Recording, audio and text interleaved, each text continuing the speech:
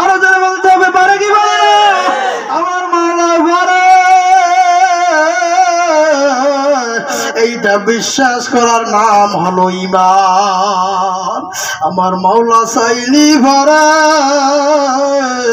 আমার মাওলা না চাইলে দুনিয়ার কেউ পারে না। এই বিশ্বাসটা থাকার নাম হলো বাবা ঈমান। আমি বলতেছিলাম এই যে পরীক্ষা, এই যে এখন শীত চলতে আছে, শীত চলতে আছে, শীতের মধ্যে মানুষ কমিয়ে গেছে, ওয়াজ মাহফিলে মানুষ নাই, জুমার মসজিদে মানুষ নাই, নামাজের কাতার ফাঁকা। কারণ বর্ষাকালেও ওযু করতে সমস্যা হয় না, বর্ষাকালেও যাইতে কাদা লাগে কিন্তু কষ্ট কম হয়। শীত এমন একটা সিজন যে শীতে পানি লাগলে সমস্যা, বাহিরে নামলে সমস্যা, ঠান্ডা লাগে, হাঁটতে মনে চায় না, মসজিদে নামাজ পড়তে গেলে ঠান্ডা, সব জায়গায় কষ্ট আর কষ্ট, কষ্ট আর কষ্ট। আমার মাওলা কয় বান্দা, যেই কাজ যত কষ্টের ওই আমলটা, যেই আমলটা বেশি কষ্টের ওই আমলটা করলে আমি মাওলা বেশি খুশি হয়ে যাই। সুবহানাল্লাহ। দুনিয়ার সামান্য দুনিয়ার দিকে তাকান, দুনিয়ার দিকে তাকান।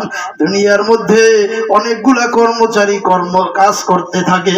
যেই কর্মচারীটা একটু বেশি কাজ করে, যেই কর্মচারীটা একটু বোঝা বেশি বহন করতে পারে, যেই কর্মচারীটা সুন্দর করিয়া বান দিতে পারে, যেই কর্মচারী আগে যায় এবং শেষে যায়, যেই কর্মচারী কাজের সংখ্যা একটু ভালো, যেই বেশি কাজ করতে পারে, অল্প সময় অনেক কাজ আগাইয়া যাইতে পারে, যেই কর্মচারী কষ্ট হয় তারপরেও কাজ ছাড়ে না, এই দৃশ্যগুলো দেখা দেখা মালিকের বড় ভালো লাগে, বড় মজা লাগে।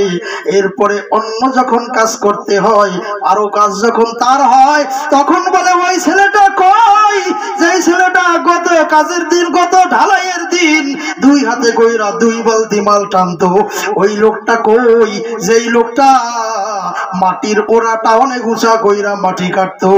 কারণ ওরে কাজে লইতে হবে, কারণ ওর শরীরে শক্তি বেশি, ও কাজ করতে পারে বেশি, ওরে লইলে অন্য 3 জনের কাজও একজনে কইরা ফালায়। ওর অনেক শক্তি, পরিশ্রম, ঘামে ভিজা যায়, তারপরেও কাম ছাড়ে না। আর অমুকের লমুনা, কারণ ও সুইতা, ওর ওরকম অফিসার দিয়া কাজ করামু না, সামান্য একটু ঘাম দিলি সে ঘাম মুছে আর কাজ বন্ধ কইরা দিয়া বাতাসে দাঁড়ায়। তো ঠিক আমার মাওলাও কয়, হে বান্দারে, ওয়ালা নাবলু আন্নাকুম বিশাইইম মিনাল খাউফি ওয়াল জু ওয়া নাকসিম মিনাল আমওয়ালি ওয়াল আনফুসি ওয়াস সামারাত ওয়াবাশশিরিস সাবিরিন। আমার মাওলা কয়, নানান প্রকারের নোকসান দিয়া, কষ্ট দিয়া দিয়া আমি তোমাদের পরীক্ষা করব।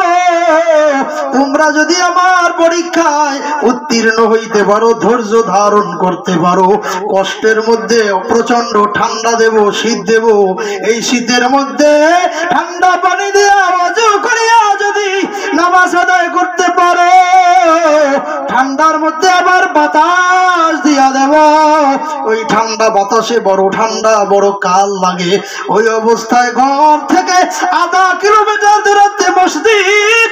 এ মুসলমান যুবক, এ পুরুষেরা, তোমরা যদি ওই ঠান্ডার দিনে বাতাস দিয়া দিমু, ওই বাতাসের মধ্যে যদি আমার ঘরে গিয়া আমার সিজদা দিতে পারো, ঠান্ডার মধ্যে বৈশা বৈশা যদি আমি মাওলার জিকির করতে পারো, এইভাবে আমার ইবাদত গুলা করতে পারো, তাহলে মনে রাখিও, ওয়াবাশশিরিস